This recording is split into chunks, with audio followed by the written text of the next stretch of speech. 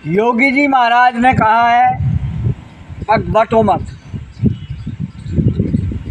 भाई बटने का अभिप्राय ये है कि हम एक है, हम मतांतर और जातिवाद में बट गए। अरे जातियों का तो मैं विश्लेषण कर दिया, योगी के पास तो इतना समय नहीं। उन तो सूक्ष्म में कहा है हम मानव है, इस सृष्टि पर जितने भी जीव हैं सब वो प्राणी हैं। और मानव किसे कहते हैं? जो मनन करता हो, जिसमें विवेक अधिक हो। देखो, अरे जो पशु पक्षी हैं उनका भी अपना समाज है, वहाँ भी न्याय की व्यवस्था है, परंतु मानव अधिक झगड़े करता है क्योंकि भोग विलास की ज़्यादा इच्छा मनुष्यों को होती है, यश की होती है। तो हम मनुष्यों को एक मानव धर्म का पालन करना चाहिए। अब दुनिया भर के मतांतर हमने उत्पन्न किया और हम सब तंग हैं। आज मैं जितने भी चैनल देख रहा हूँ सब अपनी जाति से तंग है। हर व्यक्ति कहता है देश में से जातिवाद को हटा दो, देश स्वर्ग हो जाएगा। भाई जातिवाद को तो तुम अपने आप ही वो दे रहे हो प्रोत्साहन। हर व्यक्ति कह रहा मेरी जाति बड़ी और जाति से परेशान। मानव की एक ही जाति है वेदों में भी, और सब मनुष्य हैं और हमें मानवता के साथ सद्व्यवहार करना चाहिए। ये कौन सा धर्म है? मंदिर तोड़ना, पुस्तकें जलाना। अरे जितना किसी का विरोध होगा वो शक्ति उतनी प्रज्वलित होगी, उतनी उसमें ज्वाला धधकेगी। इसलिए जाति के नाम पर, धर्म के नाम पर उपद्रव नहीं करना चाहिए। साहित्यकारों को तो एक संदेश है, हमारा ये संदेश नहीं होता अक लोगों को आपस में लड़ा दें। हमारा क्या, हमको क्या मिलेगा? अरे हमारी तो कलम चलती है, हमें तो परमात्मा विवेक देता है जिससे हम प्रत्येक मानव का कल्याण कर सकें, प्रत्येक जीवधारी को हम सुरक्षा प्रदान कर सकें, उसके रहन सहन की व्यवस्था उत्पन्न कर सकें। तभी तो साहित्यकारों का जन्म होता है। साहित्यकार ऐसे बन करके नहीं आते। साहित्यकार कितने कष्ट सहन करता है, उसे किसी की आवश्यकता नहीं होती कि वो मुझे धन दे। अरे धन तो हमें परमात्मा ने दे दिया। ज्ञान से बढ़ कर के संसार में कोई धन नहीं है।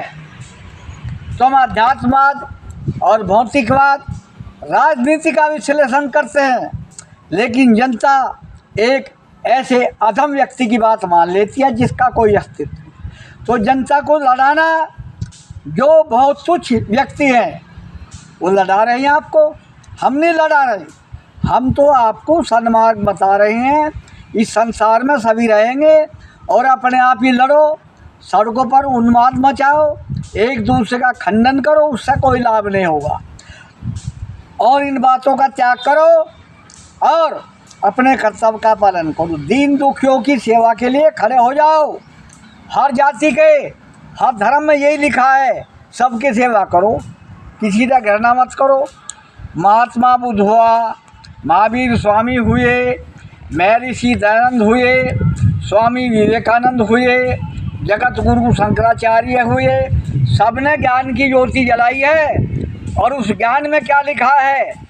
सब प्राणियों के साथ उचित व्यवहार करो और सबका सम्मान करो, सबकी सेवा करो। यही तो लिखा है धर्म में। ये कहाँ से आ गया एक दूसरे को मारना पीटना? ये नहीं है। तो धर्म की परिभाषा को समझो और अपने जो धर्म ग्रंथ है उनका अध्ययन करो। रात दिन राजनीतिक लोगों के गीत गाए जा रहे हैं जो राजनीति नहीं जानते। राजनीति को जानने वाला व्यक्ति कभी भी अधर्मी नहीं हो सकता। वो धर्म की बात करेगा, धर्म की रक्षा करेगा। लेकिन ये राजनीतिक लोग नहीं, ये तो स्वार्थी घूम रहे हैं धरती पर और ये बोझ हैं धरती पर।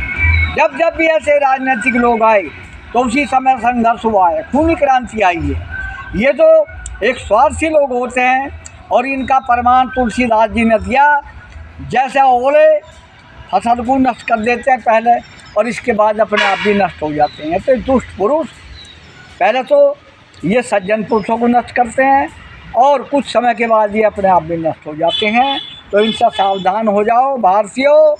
और मैं समस्त विश्व से ये अनुरोध करता हूँ कि राजनीति करो, लेकिन उसका एक धर्म होना चाहिए, उसमें एक विश्वास होना चाहिए, उसमें सच्चाई होनी चाहिए, तभी तो मानव समाज आगे बढ़ेगा। अब ये गप्पे मारते रहो हम विश्व गुरु बन जाएंगे, ये हो जाएंगे। अरे विश्व गुरु बनने के लिए तो तपस्या की आवश्यकता है, धर्म की आवश्यकता है, और उसको धारण नहीं किया जा सकता। धर्म तो शुद्ध स्वाभाविक है। हमारा हृदय कब चाहता है कब किसी के बच्चों को मार दे, लेकिन हम लोग उन्माद और किसी अहंकार के वशीभूत होकर के ये दुष्कर्म करते हैं। तो दुष्कर्मों से बचना ही सबसे बड़ा धर्म है, सबसे बड़ा श्रेष्ठ कर्म है। और मानव को अपनी आत्मा को जागरूक करके इस देश को स्वतंत्र बनाना चाहिए, आगे बढ़ाना चाहिए। हरिओम तत्सत। जय भारत, वंदे मातरम।